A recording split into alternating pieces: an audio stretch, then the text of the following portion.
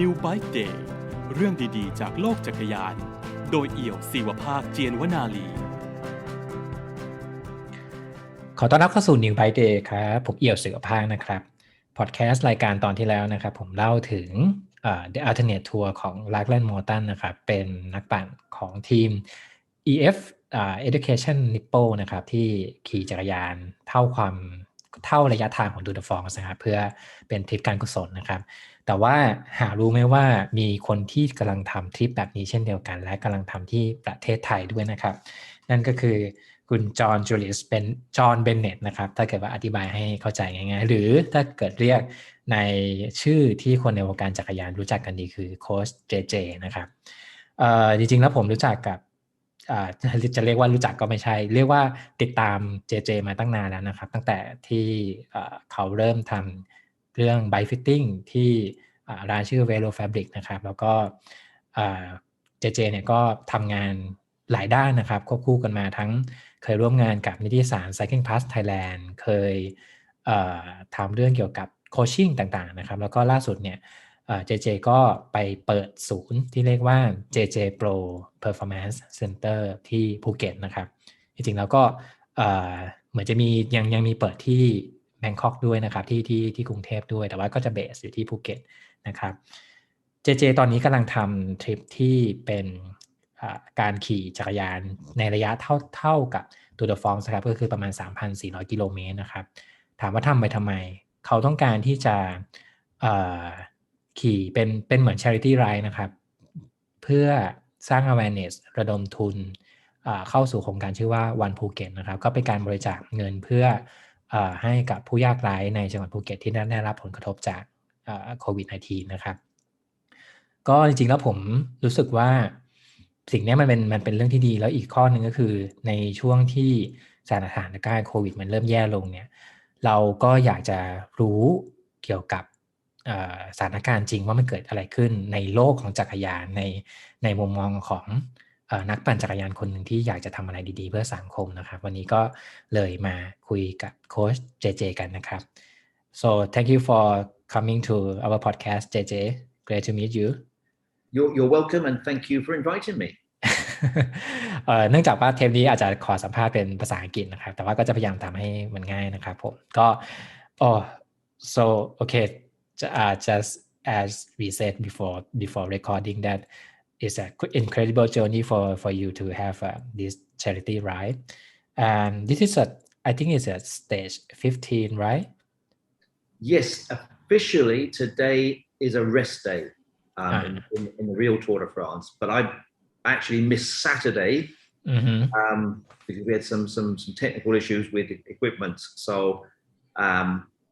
I had Saturday as a rest day and the pros are having a nice rest day but even the pros will be out riding for a couple of hours today to stop the legs seizing up so it's my stage 15 yes yeah how do you feel right now tired very tired excited and proud that I got this far and now I have to just keep counting down the next 6 days to Sunday and just take it one day at a time rather than saying I got 6 days left I got tomorrow to do then I got tomorrow to do okay so I just wonder about the beginning of this charity ride could you please could you please tell us that what was your motivation to do this project yeah last year we moved to Phuket last year and we were living opposite a very high-ranking immigration official and during the first lockdown last year I saw all these immigration officers with lots of water in a truck so I asked them what are they doing and they said they're delivering water to all the poor people in Phuket and I thought wow that's really good because immigration don't have a good reputation with a lot of us foreigners but they were super nice so last year I rode 3,000 kilometers in 30 days for the same charity here yeah I see and then this year I thought wow I'm going to have to do something bigger this year because if I do the same everyone will say oh you did that last year so I had this crazy idea. I thought, yeah, let's just ride the Tour de France distance. I can do that. So, and I'm doing it because there is so much poverty that we don't see really in the press. There's people in all over Phuket. There's the really poor people, the Phuketians, the Thais, who have absolutely nothing, almost no salary for a year and a half. They're desperate for money, for food. The children are starving. And then you gradually move up the chain. And you've got other people who are now selling their like saucepans, or they're selling anything they have to try and get some money to survive. And it actually goes up. The money I'm donating won't go to the next lot of people. It's going to those people I just mentioned. But if we go to expats who have been living here, foreigners who've been living here for a long time, some of those have had no income for a year and a half now. And they're just going home. They're packing up. They've been here for 10, 15 years and they're leaving. And of course, when they leave, they're not renting the house. They're not spending the money at the restaurants or the supermarkets, so that the whole, what I call food chain, is just getting smaller and smaller. And anything I can do to help to bring a little bit of money for an organization called Wom Phuket. Wom Phuket is run by expats and Thais. And it's fantastic because their concept is to help anyone on the island with any problems. And everything goes to them. They then, with government officials, go out and make sure that the food bags go to the correct people. It's not just knocking on someone's house and saying, here it is. They know that these are the Thai government officials. They know where the hardship is. But the culture is different. I'm a foreigner. I love Thailand, but the way that we act is a little bit more, hey, I'm here. Whereas Thais are a lot more quiet. They're a lot more subdued. They're a lot more proud. So they're in the background doing equally as much as I am. And I think that's what people need to understand. We're doing things in a different way, but for the same goal. So this is your second time for writing this kind of charity, right? What was the difference between the first one and the second one in terms of your mentality or the preparation? The first one was a lot easier because it was 100 kilometers a day for 30 days. And if the weather was particularly bad, I would do a little bit less and then do some more the next day. I see. But this one is a lot tougher because the longest stage was 249 kilometers, as you know. Yeah. So, and it was the hottest day in Phuket as well. It was 36 degrees, no cloud cover. And I was so hot, we actually had bags of ice down the back of my jersey. Yeah. I've seen it. To keep cooling myself. And so it's tougher that I have to stick to what's happening on that day. And the distance is so much greater than last year. There's nothing under 100 kilometers this time. Everything is a lot more. I think it's not only hot, it's burn because it's Phuket is kind of an island weather with the high humid and also the sunny, and the weather is cannot forecast anything. Yes. So one day you might be dealing so it's a clear day. So you're dealing with the heat and the very high UVA on that day. And then you'll have a monsoon rain day, which was, I think, like 220 kilometer day, the second longest stage. And that was monsoon all day long. And then you've got high humidity days like today, where the humidity is like 95, 96%. And they're all, you have to cope with each one in a different way. Yeah.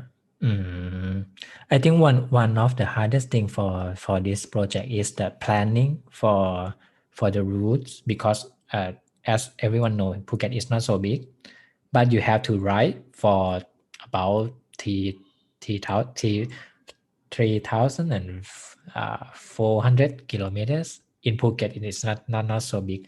How do you plan for the routes and the preparation for as you mentioned that your age is 57, right? It's not easy to ride for this kind of distance for at this age. How could you explain a bit about the preparation for this ride? Yeah, so originally I planned 21 stages with slightly different routes around Phuket. And the first 3 to 4 days we kept exactly to that. Then I had to adapt on a daily basis. So for example, if it's raining really heavily, I don't want to be on the main road going to the bridge because the spray and the trucks is incredibly dangerous. So I'll then in my head say, right, I need to go on some smaller roads where there's less traffic and there's less spray. And then if it's an incredibly hot day, I'm really suffering, then I have to think, right, where can I go with a lot of trees for some more shelter? So I actually adapt the routes on a daily basis. So it's in the real Tour de France, obviously you can't do that. But my goal is to do the distance, and it doesn't matter if it's flat, hilly, or whatever else. So I adapt that. It's like today, we started off and the forecast was no rain. And within the first 2 minutes, it was raining heavily. I think it's quite the same in UK, right? All the time. So when it's raining heavily and blowing a lot of wind, then apart from the fact it's a little bit warmer here, it reminds me a lot of my cycling days, training days in the UK. So, but planning wise is we've got the car, and my wife Ching and my secretary Non, they share the driving. So one will do the first 3 to 4 hours, and then they'll swap. We'll pass where we live, and the second driver will come in, because 8 hours driving is also very hard work. And in the car, I have a spare bike. I have spare wheels. We have a complete toolkit. We have 2 to 3 changing of clothes. We have a cooler with drinks in, with electrolytes, with plain water, with Coke. And although Coke isn't the thing I'd recommend, sometimes just having a little bit of Coke. Yeah, I know that. Is what you need to listen to your body, because I'm a sports scientist. I used to teach at Thammasat, actually. And in theory, you could say you need this many gels per hour for the ride. But I know there's no way that I'm going to have 16 gels in my stomach. It's just, so you just have to adapt and say, right, what can I have? And it's like raisins. Raisins are fantastic. Raisins are actually a 1-to-1 ratio of glucose and fructose. So the glucose is what you need to get into the muscles. But if you imagine glucose is the energy, you need to put it into the muscle. Fructose is the transporter. So the glucose gets on this transporter, and at a 1-to-1 ratio, it will get into the muscles super quickly. But if you only had glucose or only fructose, you'd still have energy, but not all that energy will get into the muscles. So that's the trick. So raisins, bananas, I make my own sandwiches, sausage rolls, some gels, whatever I know my stomach can take is what I'll have. And regarding the UVA, I have factor 50 spray and cream everywhere. Every time we stop, we respray. I missed the top of my head today. I forgot to do this bit at a different helmet on, and I got sunburned just on there today. But the rest of me, the legs aren't burnt; they're going brown. But it's the I think it's so important for people to use UVA. Even Thais should use it. I think sometimes people think, I've been in the sun all my life, I don't need it. But it's in my opinion, it doesn't matter what nationality you are, you still need to be careful with your skin. Yeah, I see that. And how about the mask? Because you write in the COVID time, right? Is it how do you have a plan for wearing the mask or off or when how do you plan for this condition? Very good question. So the rule in Phuket by the Phuket governor is when you're exercising, you don't have to wear a mask, which is fantastic. But I always have a mask with me in my pocket or in the car. So every time we stop somewhere, the mask goes on. And if we go for we go to a cafe, the mask goes on. I would say 99% of people are wearing masks in Phuket. Yeah. Although I find it very strange that, so it's a law, and as we know, it's a 20,000 baht fine. We also know the first person in Thailand that got that 20,000 baht fine, but I'm not going to say who, because I don't want to get in trouble. So you look at all the motorbikes in Phuket. Yeah. Every single one is wearing a mask, but they're not wearing a helmet. So it's because they enforce the law for the mask, people wear it. But if they don't enforce the law for a helmet or driving the right way, no one's going to care. It's the same in any country. If you enforce the law, people have to do it. If you don't enforce it, people go, why? I get it, because we are in Thailand, right? Yeah, but I say each country has different ways of doing things. There's I don't like people that come here and say, this is better in my country and this is better in my country. Well, go back to your own country then. If you live in Thailand, you have to accept what Thailand is. And like every country, I would say 95% is fantastic. And then there's 5% that is sometimes a little bit frustrating in any country for whatever reason. Yeah. That's difficult. But overall, I would say Thailand is an amazing place to live. It's good answer. Now, it's true. I'm married to my lovely wife Ching. It's our home here, and I can't imagine living back in the UK again. This is where I'm going to live forever and retire, and not do a Tour de France again. I see it. So as I have seen your cycling experience, that you have cycling so many years. I would like to ask about the difference between riding at your younger age at age 57, because I have read so many articles that try to convince that when you get older, you can cycling faster or effective. How is the truth? What is the real truth for riding such kind of a long distance? Is it different from the age? Is it effect for? It's a really good question with a very long answer. So I'll try and keep it simplified a little bit. So yeah. I think the first thing is everybody's different. Some people, as they age, they lose a lot of their power or VO2 max and muscle mass. So if you're in that category, as you get older, you're not going to be cycling as fast. And some people will start losing those parameters, let's say in the early 50s.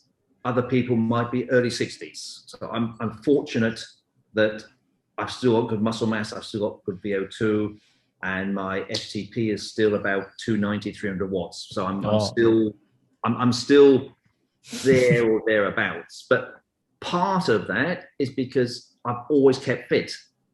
If I'd taken 20 years out and then tried to get back into it, that's almost impossible to go back up to that level because you've lost so much over the years. Mm-hmm. I think the biggest part about age is the head. So you know how to, you know your own body. You can listen to your body. You know when you can push hard. You know when you have to go a little bit easier. You know what food you can digest, and you know how to focus. And you of all the, I mean, I've been cycling 43 years, so I've been through all sorts of suffering and pain in races and training. So I think all of that helps with age. For endurance, yes, but depending on what type of training you've done over the years. If you're, say, a track sprinter on the velodrome, then you're going to be predominantly fast twitch fiber anyway, and you're never going to have experience. But in my case, I'm one of the worst sprinters in the world. I don't have many fast twitch fibers, so a postman could beat me on his own little bicycle in a sprint. But if you said, can my individual physiology hold that power for a long period of time, or for like 6-8 hours, then my physiology with my types of muscle fiber allow me to do that. I see that. So this is a stage 15, right? And it's a quite not a long time, but it's stage 15. I just wonder that how do you tackle all kinds of problem or all kinds of a challenge that happen during the ride, because you have to ride for a long time, long distance, and you also have to care about the donation goal also, because you have so many intense challenge. How do you tackle with all this obstacle or all this challenge in this ride? That is actually the psychological part is harder than the physical part. The physical part I know I can do, but the psychological part of, I think over 3 days we had 3 Garmin stop working and we're losing data, and when I'm so tired it's difficult to think straight. So I always do a couple of posts, and then I have a lot of good friends who will then come in and say, hey, your Garmin's not working. Why don't you just use your telephone, put Strava on, put it in the pocket, put it in the car behind you because they're going the same speed, and just record it on Strava. And I went, brilliant idea. So it's difficult when you are so tired and the stressful things to think straight. So that's when it is nice having friends that will help. But if I'm honest, it's very hard to deal with all the problems. You know, you're wet. Like this morning, I was wet, I was cold. It was 23 degrees, and we had a flat, so it's not an issue because we've got spare wheels in the car. But nevertheless, it's still annoying. And if I was talking to one of my athletes, I would say, think of a what if. So what if I have a flat? And then you have the answer before the problem arises. But it's still difficult to cope with. So even though you know you've got a wheel in the car, it's still annoying. It still plays with your mind, particularly at this stage. At this stage, when I'm really fatigued, trying to think clearly and deal with a problem is very hard. So I do get grumpy. I do get annoyed. And at the end of the day, when I'm really tired and you've got trucks coming past you super fast and pulling out, I also find it difficult to deal with that. So I have my wife and my secretary in the car behind, and they're tooting, beep, beep. At particularly the motorbikes that are coming towards me the wrong way. So it's not easy, right? No, it's not easy to deal with all that. If you're in the Tour de France, you've got your team mechanic, your massage person, the director sportif, the psychologist, the sport medicine, the nutritionist. You've got everything. But my wife Ching has to deal with it equally as hard. She's in the car. She's got to help me. I get really tired. So it's tough for all of us for the whole 3 weeks. Okay. So I just would like to ask outside of the cycling perspective, because this goal of the charity is about trying to solve the problem for the poverty problem in Phuket. And as people in Bangkok, we heard the news from Phuket with the two things. We have heard about the Phuket Sandbox, which is the project that try to attract the tourists, the international tourists, for making more money, to resurrect the Phuket again. And we also heard about the COVID-19 situation in Phuket. I just wonder how is it, how the truth how is the really the situation is, because you live in Phuket for a long time and you have seen so many situation right now. Yeah, let me just quickly have a drink of water a minute. Okay, that's fine.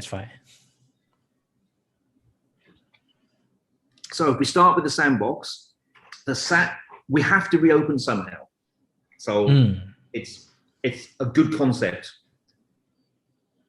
But at the moment we've had, I think, 2,000-3,000 people fly into Phuket under the sandbox rules. Now, some of those are real tourists, fantastic. A lot of them are also people coming back into Thailand, whether they be Thai, whether they be expats, who would rather come into Phuket than be stuck in a hotel in Bangkok, which I would do exactly the same. Now, that 2,000 to 3,000 tourists, international tourists, they don't really touch the problem because the problem is so big. I think the average salary now for that demographic is $49 per month. $49 per month. I mean, it's just crazy. So the problem with the sandbox is great concept. The government are trying to do their best to get people in, but they've restricted domestic tourism into Phuket so much, there is no domestic tourism. So we gain, let's say we gain, I don't know, 10 million baht in international tourism, but we've lost 100 million baht in domestic tourism. So we're actually in a negative balance because of the sandbox. And that's the issue, because if I said, hey, great, come and see me, come and interview me in Phuket if you've had 2 doses of the vaccine, or you don't mind having a COVID test to come in and produce a lot of documents, and don't mind your flight being cancelled every day, because now there's no Air Asia flights, there's no Bangkok Airways flights, they've completely cancelled their schedules. So that's the reality of sandbox and domestic tourism. It's actually created a worse situation. And add on top of that, a lot of workers came back into Phuket for sandbox thinking, great, everything's reopening, let's go back, we can go and work at our restaurants, we can go and work at wherever we were working before. And of course, the bars are not open, they're not allowed to be open. They're still closed by law. So you then got those people living here with no money. So it's a no-win situation from that perspective, the sandbox. And then if we look at COVID, there aren't that many cases in Phuket this time. At the moment, we're lucky. We're also lucky that I was able to get a vaccine as an expat here because I have a work permit. And they had to vaccinate 70% of the island before the sandbox. From that perspective, we're fortunate that we have had the vaccine.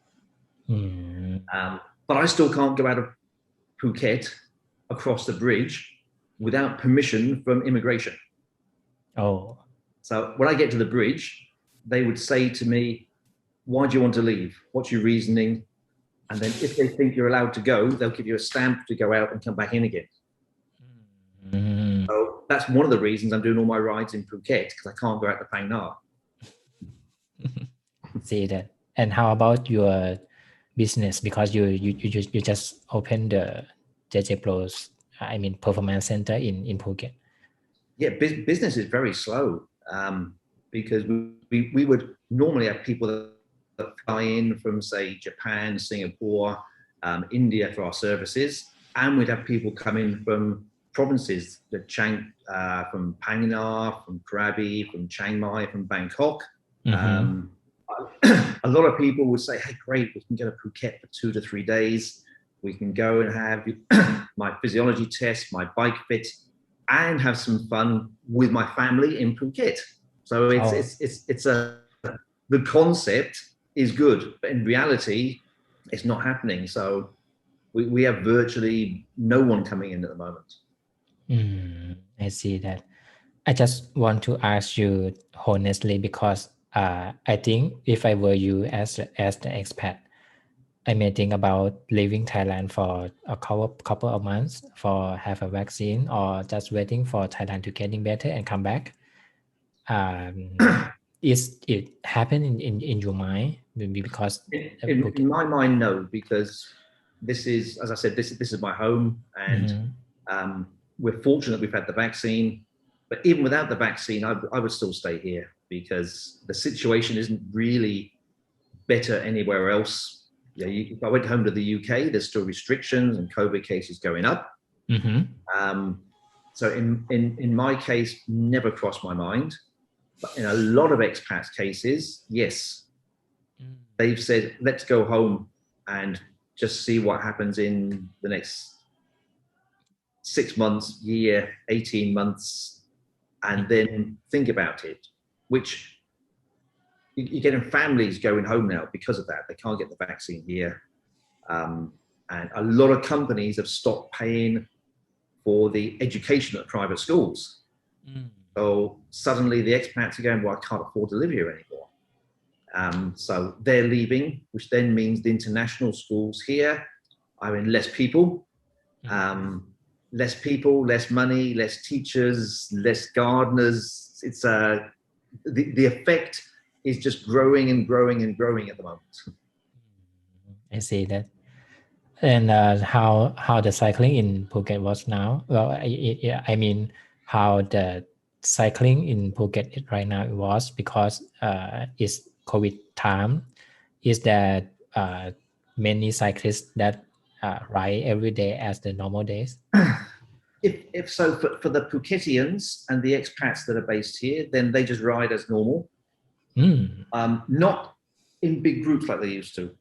There's still at one point we weren't allowed to, but also a lot of the Phuketians are very sensible, and they just said, let's just go out with 2 or 3 people and not have a group of 40, 50 people going up the bridge and back, Strava hunting. So but I would say people are still cycling.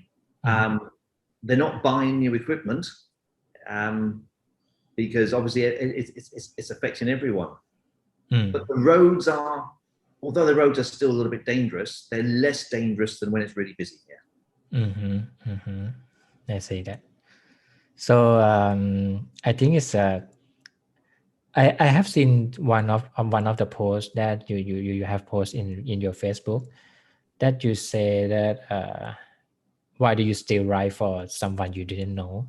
I think it's a very important question, because it's goal or the objective of this mission or this charity, right? Do you have answer that why do you still write for this project? Yes, because I believe in the project. I believe in the need for help, and I have good days and bad days. So bad days are when we're not getting enough donations in, and I start worrying that we're not getting enough in for my goal. And then we'll have good days where some more donations come in, and that helps. But overall, I wouldn't give up. Even though I'm really tired, I've got a little bit of a saddle sore, I'm not eating properly the last few days because I've got a bad stomach. The thought of giving up, I wouldn't say never in my head, because sometimes when you're riding and you're tired and you're wet, you start thinking, oh my God, why am I doing this? And then you go, wait, I know why I'm doing this. So I've got to keep pushing and going through. But it is a mental battle. It's a battle with one part of the head that's saying you're tired and whatever else. And then the other side of your head, or you can say your heart, is saying, no, you've got to keep pushing through because this is what you want to do. And if I finish now, let's say I said tomorrow, I'm not riding anymore. I would feel that I've let people down and the project has failed because I said I'm going to do the 3 weeks and the full distance. And I would feel that I've cheated people because they paid the donations very kindly for that.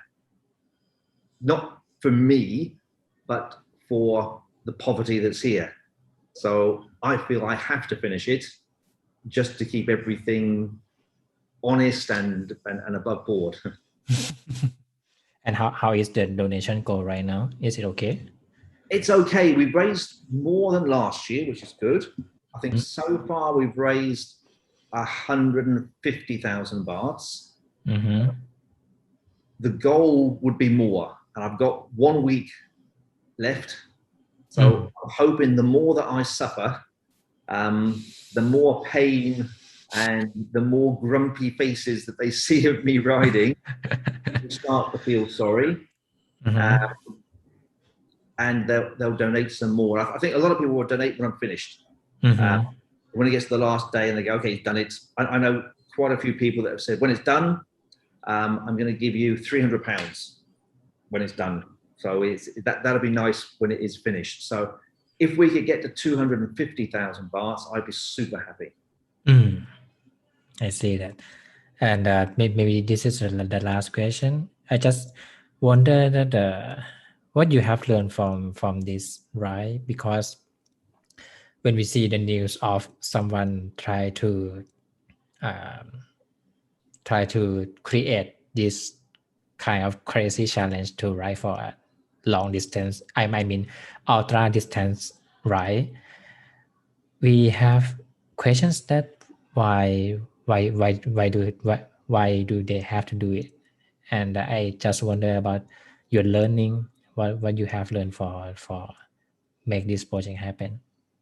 I think if I did this again, which I probably wouldn't on this particular one, I would have a bigger team of helpers, because it's really tough on my wife Ching, for example, having to drive, deal with her business, my business, and everything else. It's a huge pressure. So definitely a bigger team.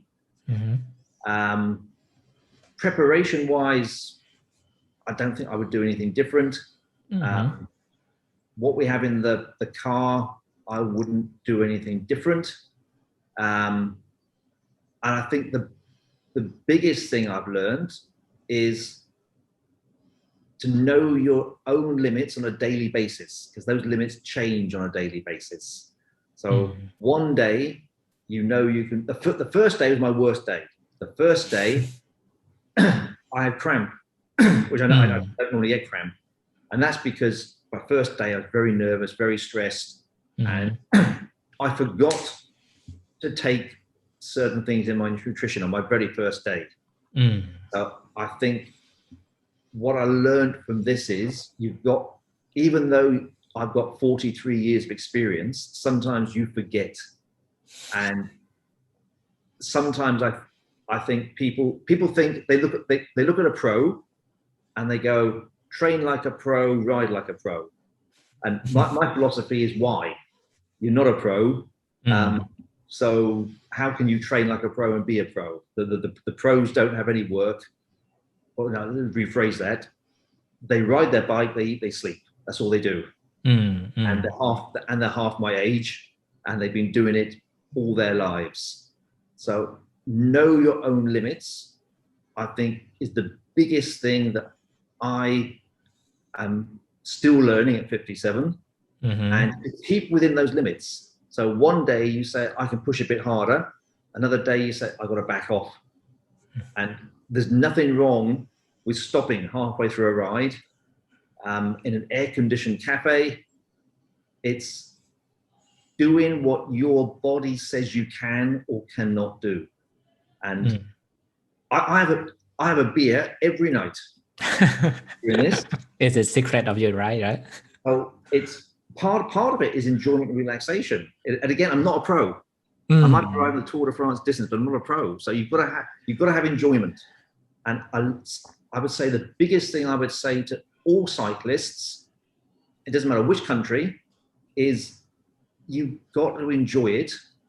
And the pros will have a beer or a glass of wine sometimes, or some pizza or a bar of chocolate. You don't have to live the cleanest lifestyle possible as at any level, whether that be a newbie, mid-amateur, national team, or pro. You've got to keep the enjoyment. In one way, I'm enjoying this now. In another way, I'm not. I'm not enjoying it because of the fatigue, but I am enjoying it because of the pure challenge. I see that. I realized that I forgot to ask you about the bikes. My bike, yes. Because you ride a chapter 2 bike, right? I do. It's a chapter 2. Is it any specific modification for the bike for this kind of ride? Yes. So the chapter 2 is a New Zealand brand built by Mike Pride, the son of Neil Pride. And Neil Pride makes Neil Pride bikes, and Mike Pride is the son. Yeah. So it's a very niche brand, and the Thai distributor is Mark Manolos, and he very kindly donated me the bike for the ride. But modification wise, I have the bars a bit higher than I would if I was doing, say, just 100 kilometers. I see. It's like a bike bit is for, first of all, how flexible you are, that your body dimensions, your dynamics, but also the end goal. If I wanted to be super fast for 40 kilometers, I'd put my bars maybe 2 to 3 centimeters lower. So in this case, they're higher. It eases the pressure on my back. I sit up a lot higher than if I was riding normally. It just reduces the pressure, but otherwise, no modifications at all. So no, the saddle is my usual saddle. And I have, what's nice is I've had no problems with my hands, no numbness, no sore feet, no sore back. My butt hurts, but anyone's butt is going to hurt when they're riding 400 kilometers. So that's it. But it's a great bike. And I'm also fortunate. A lot of sponsors have sponsored me for nutrition, for the wheels, for the tires, for the pedals. So I've got Garmin Power pedals. I've got Amino Vital and Umaju Nutrition. We've got wheels from K's, Kanate in Chiang Mai, who helps with the national team. Second set of wheels from Japan that were sent to me. What else do we have sponsored? I can't remember. Chamois cream. Most important thing in the world, chamois cream. A Thai brand produced by an expat called John Graham, called Smooth as Silk. You might have probably know about it. And that is probably crucial for this type of ride because you get so much friction in the areas you don't want it. The chamois cream is a lifesaver. I think it's one of the underrated item for your cycling. It is. People don't use it. There's a customer of mine here who's fairly new to cycling, and he was saying that his boxer shorts are painful when he's riding. I'm sorry. And he goes, I'm a cycling shorts, I'm a boxer shorts underneath. Yeah. I said, don't wear anything underneath. You'd be surprised how many people actually wear. It's because no one tells them. It's as simple as that. I see. Sometimes, as you've been in the business a long time, but sometimes we forget the basic simple things to explain to people.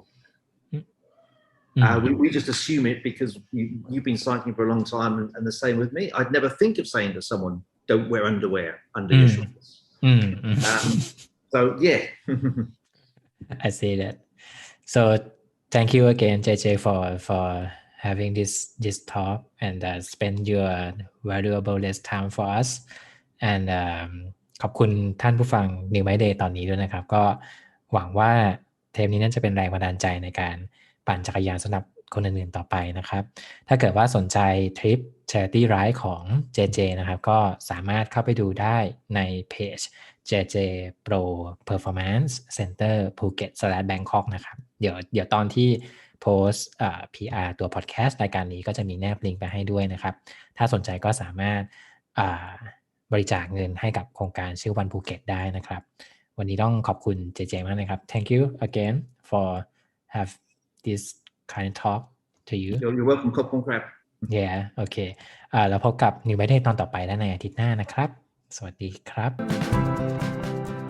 New Bike Day Podcast เรื่องดีๆจากโลกจักรยานโดยเอี่ยวศิวภาคเจียนวนาลี